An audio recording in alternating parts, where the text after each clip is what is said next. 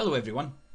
After the Burns Night gibberish of my last video, and what with all the accent challenges that are flying around willy-nilly, I thought it might be fun / cruel to unleash upon you some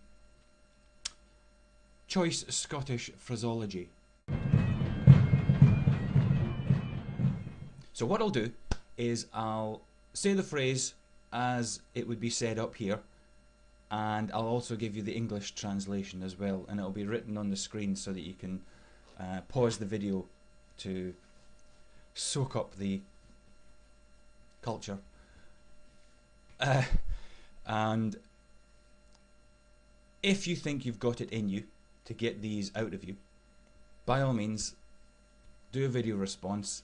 Traveller, I know you'll just be gagging to do this because it's a language challenge. And yeah, come and have a go if you think you're hard enough. Okay, number one. I'll give you the English translation first actually, so that you know where I'm going with this one. It's a nice, brightly lit moonlit night tonight. It's a braabrecht minlich nicht the nicht. Now, when you attempt that one, it might be a good idea not to be facing another person or perhaps electrical equipment. It employs the same muscle group that you might, for example, say use to put a goober on the launch pad.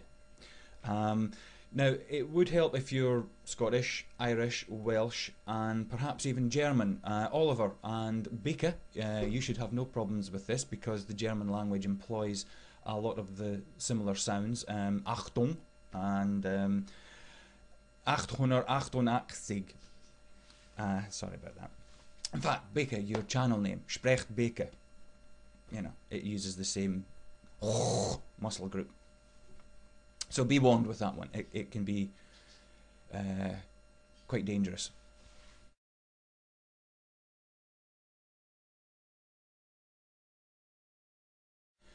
Number two. Now this particular phrase relates to yet another item of Scottish cuisine, which I know is a contradiction in terms. A delicacy known as a bridie, B-R-I-D-I-E, and it's sold locally around here, and it kind of resembles a Cornish pasty that has maybe had too much to drink and has fallen flat, and then someone sat on it.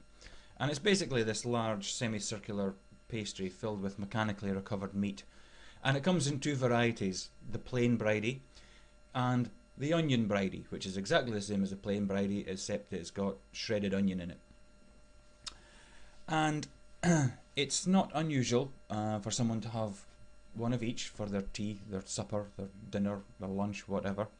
And it has been said by the customer to the shop proprietor when asking for a plain bridie and an onion one as well. Gi's a plain in and an ingen in and a.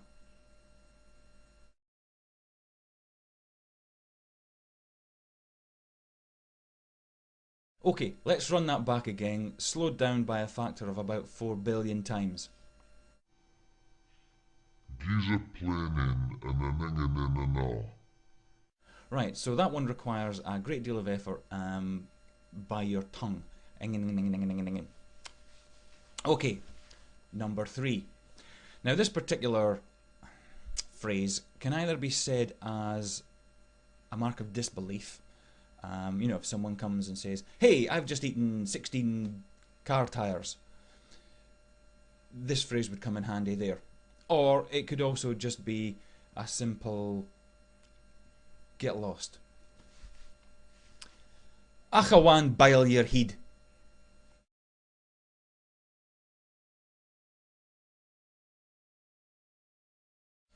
Go away and boil your head.